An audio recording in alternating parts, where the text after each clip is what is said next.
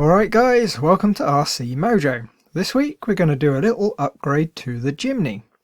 Out of the box the kit comes with Tamiya's finest friction dampers, which if you're crawling around work well enough, but if you're driving at any sort of speed the bounce is pretty bad. With all the small bumps the suspension easily bottoms out. Some time ago we fitted some racing dampers to the TT-01D, which meant the Tamiya CVA dampers have been sitting on a shelf looking for a home ever since. They're just the right length for the Jimny and have some very soft springs. Probably a bit too soft for the rear, but we can always swap the silver springs over. As always, there's a little problem. The stock friction shocks are attached with the shoulder screws, one long one that uses a plastic spacer and a short one at the bottom. The CVA dampers need ball ends, a much nicer fitment, but here's the issue. The usual ball ends are quite short. With a small spacer over the threads, there's almost nothing left to screw into the mount. On the rear dampers there's an even bigger spacer that would cover all the thread. Looking through the manual I found a little bit for the option parts where they show the M chassis damper set being fitted. The interesting bits are the 5x9 ball ends. These will do the job nicely. The part numbers they use are for a bag of 5, and after hunting around I found a couple of other part numbers that seem to be for the same thing. I'll put all the part numbers down in the description. What arrived wasn't in a Tamiya bag, so they could well be copies, but I'm not that bothered as long as they fit. The dampers on the MF-01 at crawler speeds aren't exactly in a high stress environment. We already removed one of the friction shocks, so all we need to do is screw in the ball ends. One in the lower arm and one in the damper mount, not forgetting the little red spacer.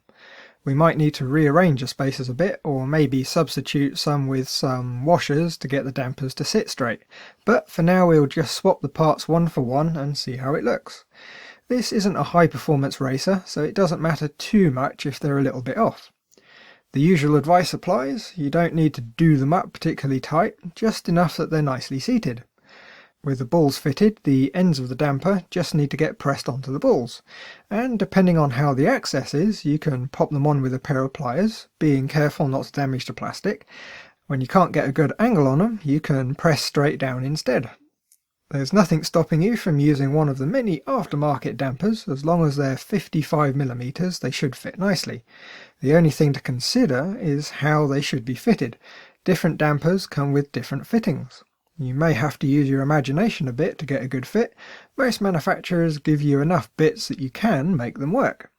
The rears are a little bit more involved. There's a few bits that get in the way.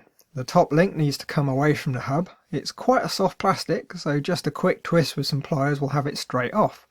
Then you can hinge the hub down, put the drive shaft somewhere safe, and in my case brush away the accumulated dirt because I was lazy the last time I cleaned the truck. These screws can be a bit of a pain to get out, and the plastic seems to grip the thread like no other. Brace the back of the mount, press firmly and take your time. You really don't want to strip the heads. The bottom screw comes away far easier as the plastic lower arms are quite soft, but getting the screwdriver in is a little bit of a fiddle. I would show you, but for some reason I forgot to hit the record button. You'll see what I mean when we do the other side though. On the bottom we have the large spacer. With the long ball end we just about get enough thread poking out. More wouldn't hurt, but they'll do just fine. We need to be really careful not to over tighten them and strip the plastic.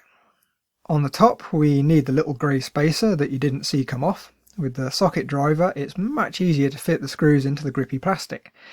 If you're fitting aftermarket dampers and they use Phillips screws, I would seriously consider substituting them with some cap heads to make them easier to fit. With the ball ends fitted, we can pop the damper back on at one end, refit the drive shaft and swing the hub back into position. Clip the top link back in, which you can do by hand. The cups are so soft they go in quite easily. Last bit is the bottom of the damper. And there we go. Does look a bit soft. The weight of the motor hanging out over the back is too much for the orange spring. We'll fit the other damper first, then go back and see if the silver springs are any better.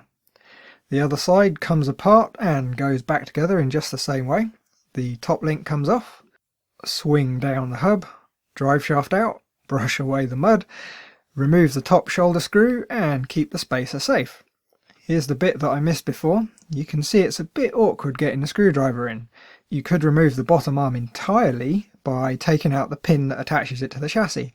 Depends how confident you are about not stripping the screw head. Next, the ball ends need to be fitted. With a big spacer on the lower arm, remembering not to over tighten it and strip the plastic, the small spacer goes up on the top. Clip the damper in, insert drive shaft, hinge it back up into position, clip the top link back onto the hub and pop the damper onto its ball end. Well, the back end is definitely sagging a little bit. Those orange springs are just too soft. The springs are easy to swap though. We just need to pop the lower end off its ball end, slide out the retainer and remove the spring. We can liberate one of the stock springs off the friction shock. They just need a bit of a twist. You can see the silver springs are a bit longer than the orange ones and they're a little bit stiffer too. The silver spring just slides onto the CVA and the retainer goes on the bottom. Clip it back onto the ball end and repeat on the other side. What we want is to have a little bit of droop and for the chassis to sit nice and level, which it just about does. You may need to play around with the preload spacers to get it just so, or you might just be lucky and it will sit nicely without any fiddling. But fiddling is one of the best bits about RC, so I'm almost disappointed it's working straight away. Oh well, the body can go back on, and I think it might just be sitting a little bit higher. Let's do a before and after. Yeah, well, the back end is anyway. Interesting. The extra clearance won't hurt with the off-roading as long as the suspension still has enough flex for crawling about. I think next for the Jimny we need to sort out the wheels and tyres. Some 1.55s and some soft rubber would be good. The extra diameter might cause some minor issues, but the extra performance will be well worth it. Those stock rally blocks are pretty hopeless for scaling.